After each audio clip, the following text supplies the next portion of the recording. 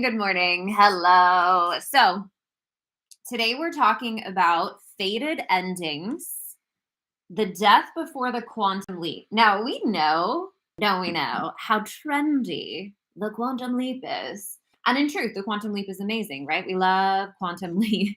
Oh, amazing. Chris said all of your lives have been so perfect recently. I love that. Okay, we're all set up.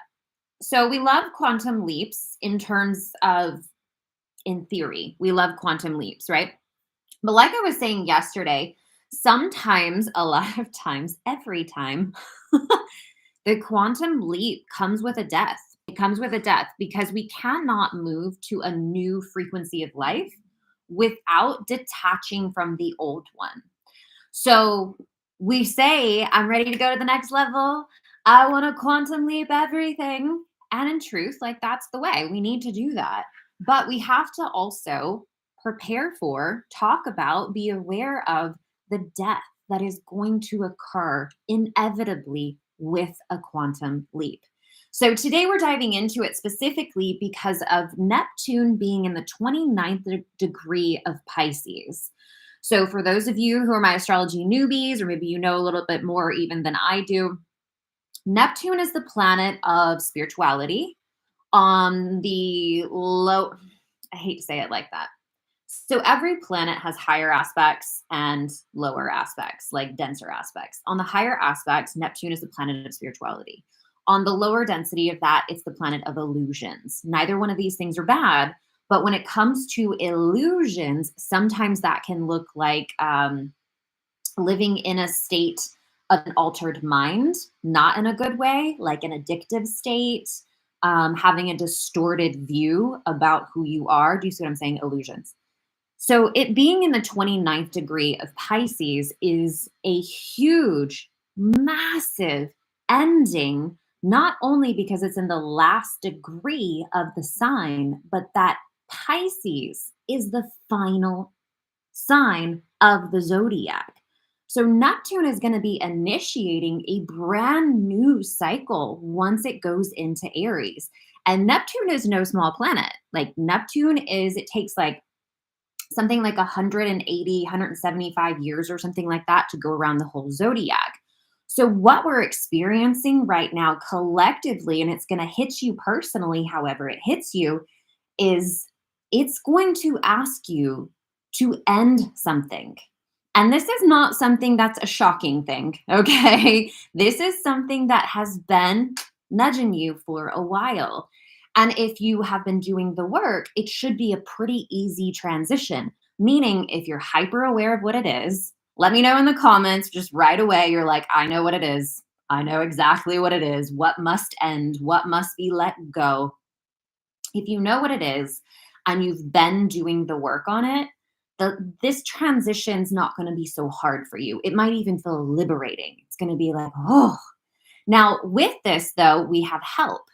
Jupiter and Venus, which remember, we love Jupiter and Venus. Jupiter is the planet of success, abundance, and good fortune. Venus is the planet of the beautiful feminine energy. It's all about things we value, your self worth, and money is thrown in there. We love these two planets together.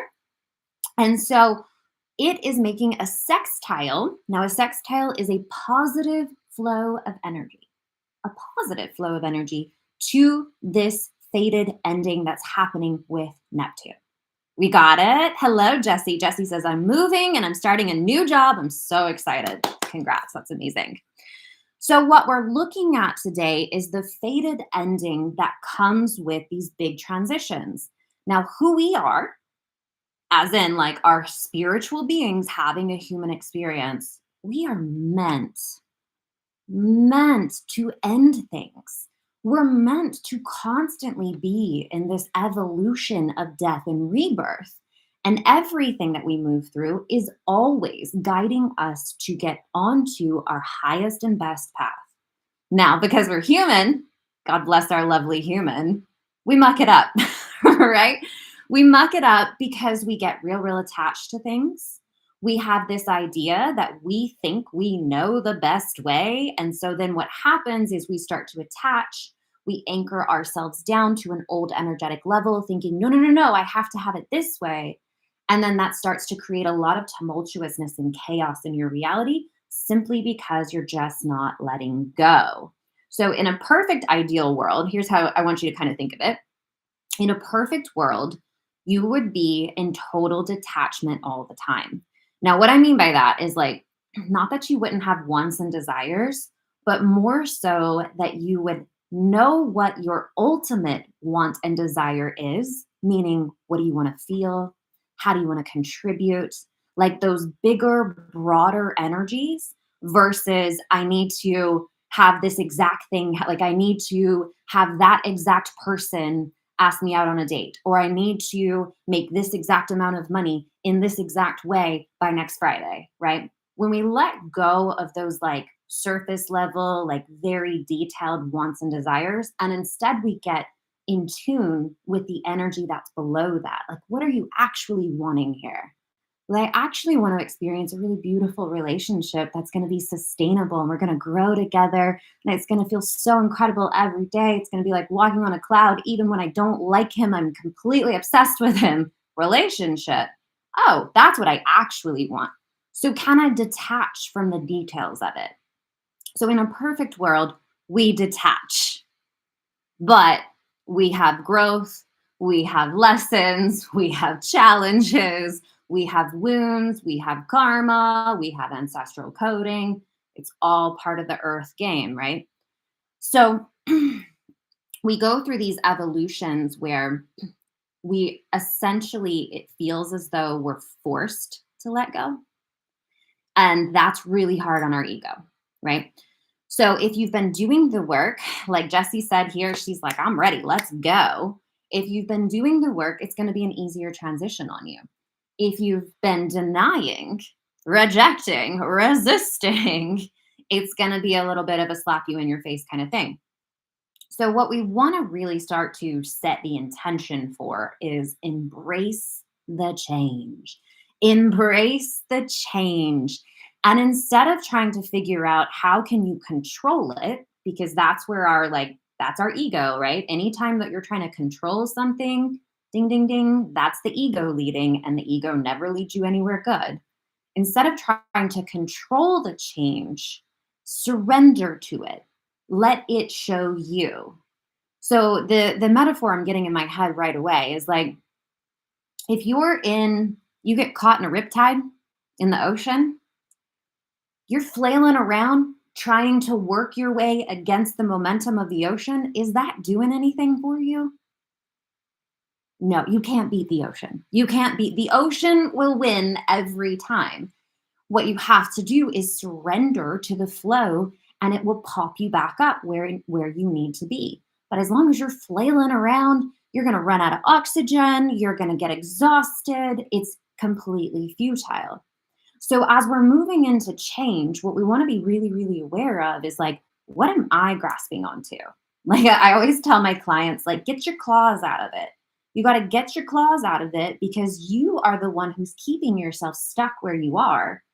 And all of life is trying to move you towards a better way, towards the better path. So there's this conversation that comes up for me a lot around your free will versus fate. Does anybody else think about this like I do? Like free will versus fate. Are some things absolutely predestined to where we have no control over it? Okay, let's see what Chris said before we move on. What needs to end is trying to fix everything. Ooh, that's such a good one. Giving, giving, giving without receiving fully. Ooh, that's a good one. That's good, good, good. And that could be a really great topic actually for another live. Over giving. Over giving is not giving, right? Over giving is resentment. Point blank, period, right? And so coming from a different energy when it comes to something that I want to give. So like an example, this morning show, I want to do this. There is nothing in here where I'm like, I need to get something back from this, right? It's a giving energy. Therefore, there's no resentment that comes up with that. Do I want to show up all the time? No, because I'm human and I have days where I'm tired and I don't want to do it. I'm like, ugh. But every single time that I do, I walk away feeling so, so good. Different subject for a different day. So free will versus fate. going to tell you how I see it. I believe that we have a path that is the best and highest path. There's a path. Like we know like all the cliche things and the things that we say, like on path, in alignment, etc. I believe that there is a path that is the best and highest evolution that you could go on. And this is the true path that your soul signed up for. It's the ultimate one. It's the one where you are in full contribution. It's the one where you process out all of the karma, all of the stuff that you said you're going to sign up for. So, my belief system is that our souls choose every aspect that we come to this life, in this lifetime, to work out for the purpose of our soul growth. So, the highest and best path is the one where you do it with grace, where it's like, yeah, you're going to go through it because we're human and we have emotions, but you embrace it and you show up fully in the context of what it is that you're here to heal, what it is that you're here to contribute, and what it is that you are here to do in terms of your bigger mission for the world. So there's the best and highest. I believe our entire soul team, spirit guides, angels, God, goddess, whatever you want to label it all as, our soul team is constantly trying to guide us to be on that path. Because we're stubborn humans, we don't always listen and we get real attached and we'll get off path. We'll end up distorting the path. We'll end up looping. We'll go sideways for a while. Sometimes we push so hard in the wrong direction for so long that it will completely destroy our lives until we get to the point where we surrender and then we go right back to the path. Oh, my light is changing. Okay. I always feel like when the light changes, it's communication. So that time it got darker. Last time it got really bright. So I believe that we have our highest and best path. And I do also believe, and maybe this is what the light was trying to communicate, that path can evolve. That path can change. You can shift to a different level, so to speak, depending on how well you're doing the path. Meaning, like, if you're having a really, really hard time with everything that you signed up for, you can say, I surrender this. I am going to give up on this one, and I would like to move to another level of life. So what I mean by that is, like, you might have signed up to work out some really tough karma. You might have signed up to take on your entire ancestral line coding for poverty or coding for shit relationships. Do you see what I'm saying? You might have taken that on where you're like, it stops with me. I'm going to do it. And it might have been a very overwhelming life path. Does that make sense? And so you do have the free will to say, I think I took on too much. I would like to lighten the load. Now, this is a communication between you and your higher self, you and God, you and the divine, you and your angels, your spirit guides. You can say, I would like to lighten the load. Please ease it up. You have that power. You can say that. But if you're stubborn like me and you're like, give it all to me right now, and then you go on this tumultuous, like chaotic death and rebirth journey, you can take on as much as you want, is what I'm saying. So I believe that's where our free will is. Fate comes with what we signed up for. So an example, if you signed up for, I'm going to heal the relationship aspect in my coding. So what that looks like is maybe you come from a line of females who sacrificed their self-worth, who did not hold standards and boundaries for themselves, who bent over backwards with the people pleasing, and they sacrificed who they were in order to be loved, in order to be loved, in order to be liked. You might have signed up to say, that stops with me. The female line will claim their worthiness from this point forward. You might have signed up for that. In signing up for that, there is a best and highest fated path. As you walk that path, you are going to encounter people, challenges, opportunities, growth, lessons for the purpose of you working that out, for the best and highest outcome of you do it. You heal your female lineage line. You see what I'm saying? So say you didn't sign up for that. Say you signed up for something entirely different. You signed up for, you are going to work out a very specific piece of karma. Karmic relationships are probably the most interesting when this comes into play, because karmic relationships, we could do a whole episode on this. Oh my gosh, I'm going to write this down. Because, so for those of you who don't know, we're going to start making more videos for YouTube.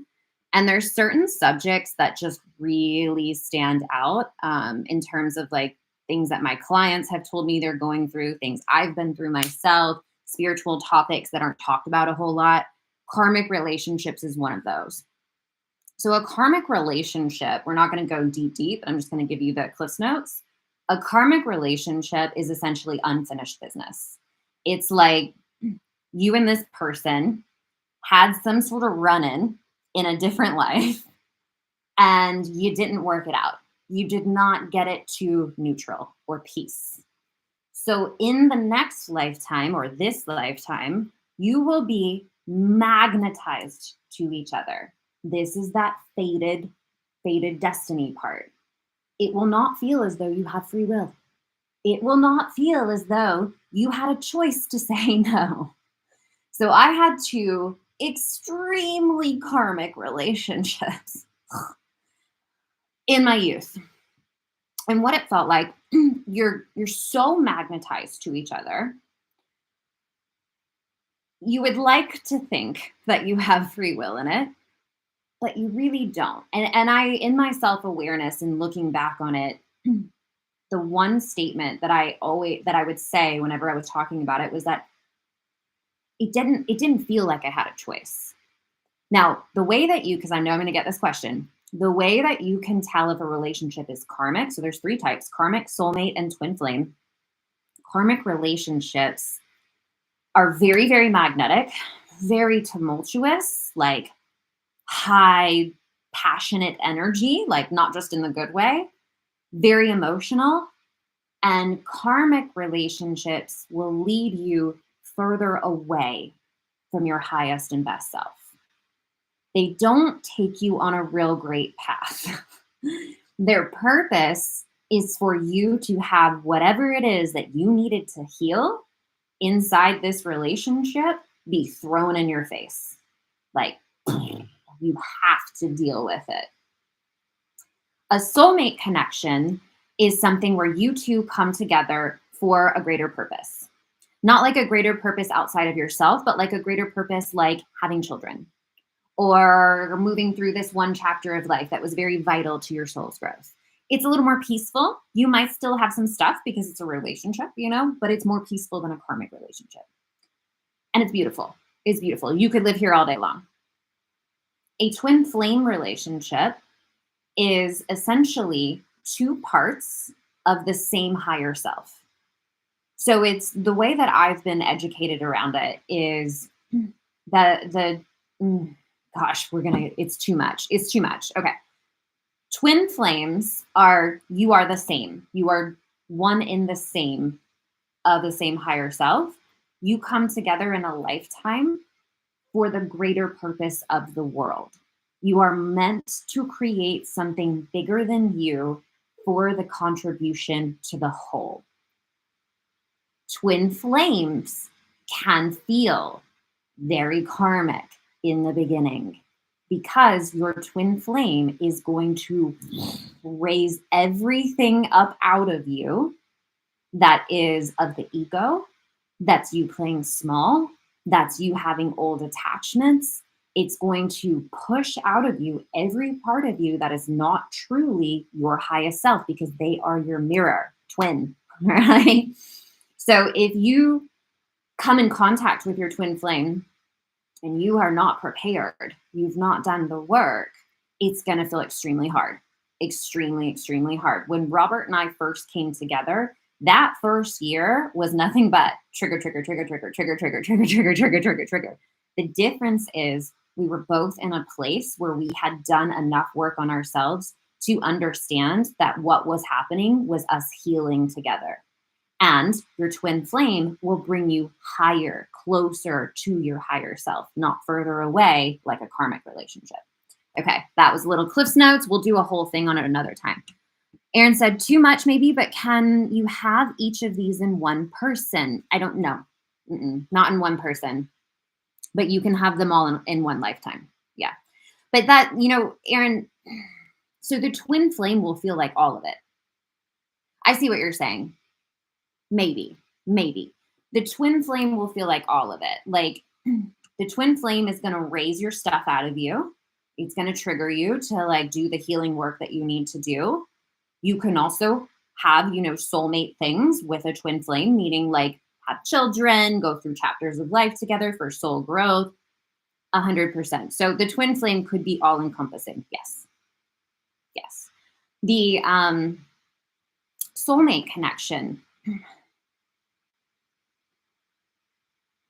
So, yeah, we're going to have to do a whole series. I will do a whole series on it because there's a lot there. There's a whole lot there. Okay. I feel like I had a karmic and a twin flame at the same time, and I had to let go of one. Oof. Were you dating two men at the same time? Oh, scandalous. Okay. So free will versus fate. We have our path.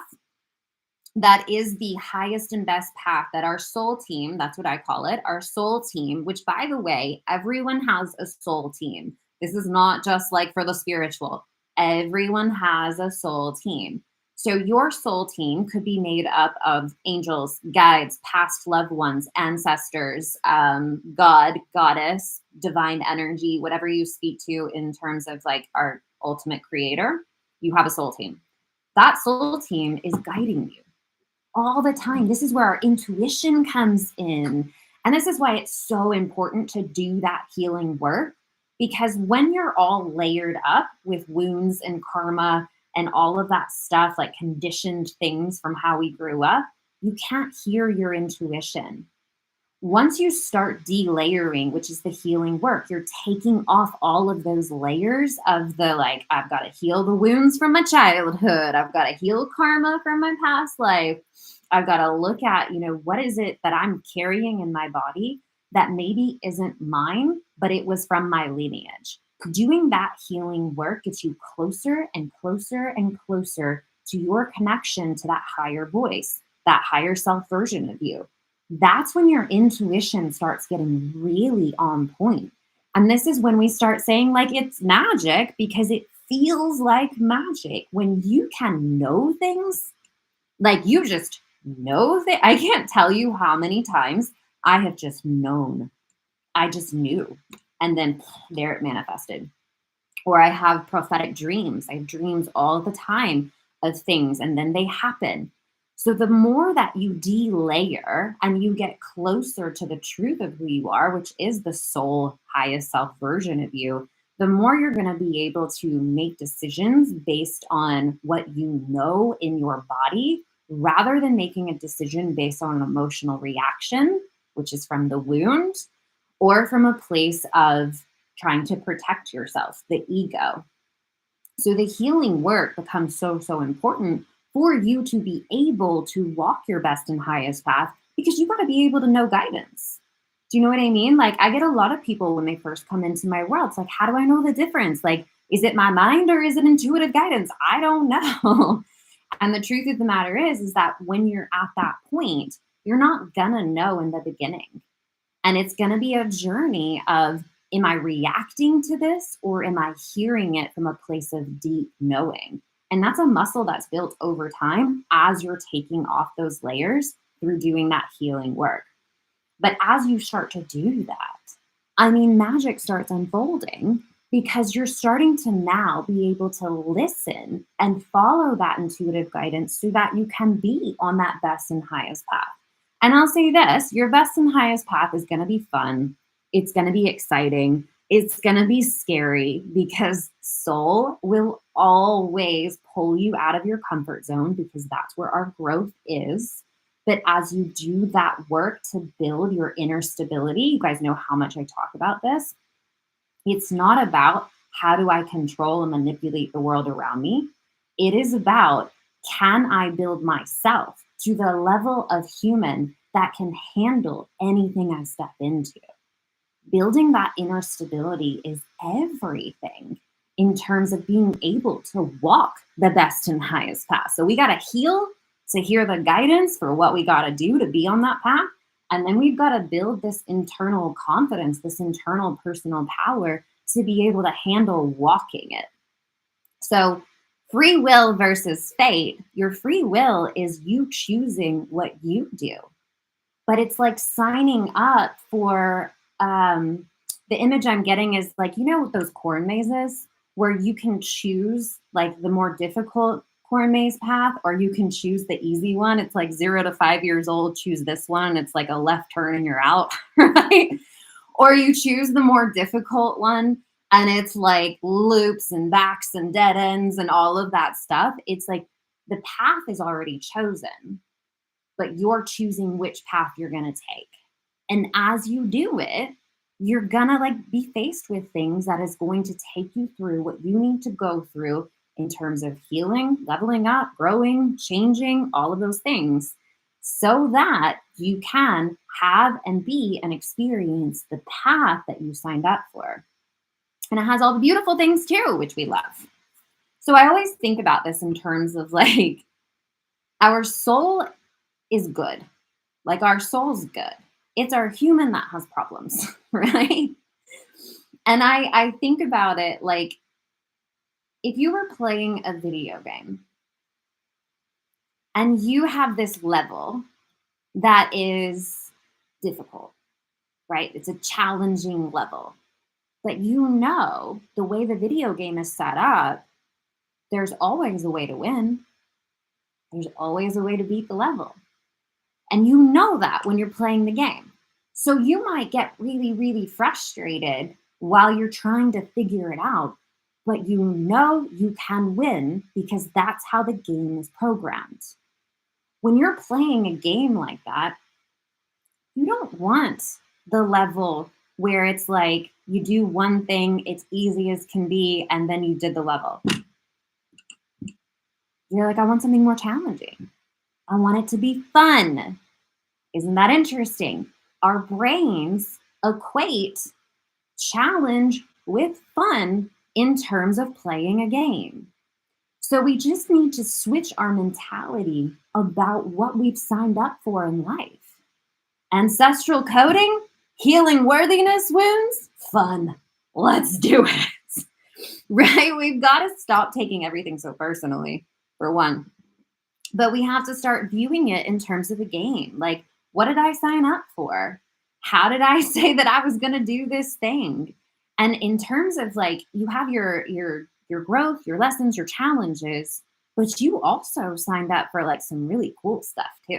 I mean, that stuff's cool. Like, I'm obsessed though. I do the transformational work, energy work. This is my life. But you also signed up for like really incredible things. Maybe one of the things you signed up for was like traveling the world or having the most beautiful, romantic, amazing relationship the world's ever seen, or whatever, beautiful gifts and art talents. And like, you become an artist and then your artwork is you also signed up for really cool stuff, like stuff that's enjoyable, stuff that's amazing. And in fact, the two are incredibly intertwined. Because in the intertwinement, the desire pulls you through the growth challenges that you are meant to do. How cool is that?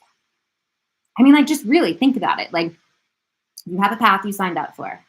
There are things that are like, oh my gosh, I just have to do that. I love like your desires, that reoccurring thought for what it is that you want to do in this life, what you want to create, who you want to be, all of those things. That is pulling you to walk this path.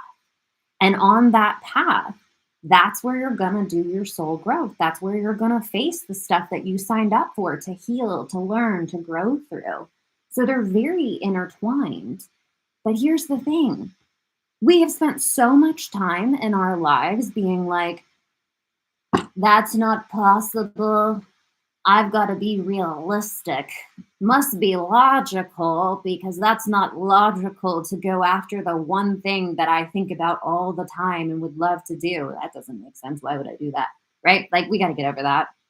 and that's just part of the society we've grown up in. You have got to say yes to your desires, no matter how silly or big or illogical or out of this world they seem. You have to say yes to them because it is literally what you signed up for. Without saying yes to your desires, you're not going to do the things that you promised you would do in coming into this life. So they're so intertwined. We have all the free will in the world, but if we choose to just say yes, surrender to the path we signed up for, play the game like we said we were going to play the game, figure out the rules, which is our universal law rules. Everything is, we have the handbook. We have it. You just have to seek it out. Seek and ye shall find. We have to seek out the handbook. You want to learn more? You can come deeper into my world. I teach you all the things. But once we know the rules and we understand it's a game I signed up for, it's a challenge that I said I'm going to go do, and we approach it from that mindset, you're going to have a much more fun experience in life. Are you going to have some shit? Yes. Yes. Can't get around that. You're going to have those moments where you just want to like pull your hair out and throw shit up against the wall. That's going to happen because that's part of being human. But you're also along the way going to heal those parts of yourself that have been being triggered and reacting maybe your whole life, maybe beyond this life.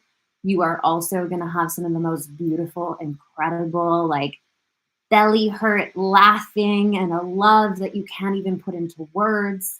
You are going to have adventures. You're going to have experience. It's going to be beautiful, but you have to stop holding yourself back. You have to stop. And you have to let go of whatever life is telling you. It's done. It's over. I know you're afraid. Let it go. Let it go. Amen and the hallelujahs. Woo! All right, my loves. That was beautiful. That's a wrap. We've been here 40 minutes. I gotta go. I love you guys so much. If you want to come deeper into my world, just feel free to send me a message. I can direct you in the best way that is perfect for where you are at. And if the show resonated with you, please share. This is how we grow the show and create more impact. And on Fridays we do Q&A. So if you have a question for the show, you can go to marlyansel.com/themorningshow. The link will be in the show notes below or in the bio on Instagram. And you can submit a question or a topic that you want to dive into for the show. And if it's amazing, we'll do it. All right. I love you guys so much. Have a beautiful rest of your day. And I will see you tomorrow for another episode of The Morning Show. Goodbye, my loves.